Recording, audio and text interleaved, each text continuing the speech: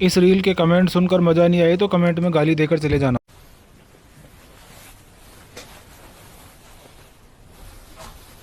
Breathe इन breathe out. ठीक है, दूसरी तरफ ब्रीथ इन करेंगे, ब्रीथ इन ब्रीथ आउट।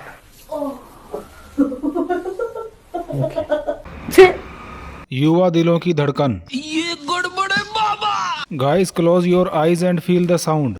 बस मुझे बहुत बुरा लगा, कुछ दिखाई ही नहीं दे रहा। राजा जी अपनी शक्तियों का पूरा इस्तेमाल कर रहे हो।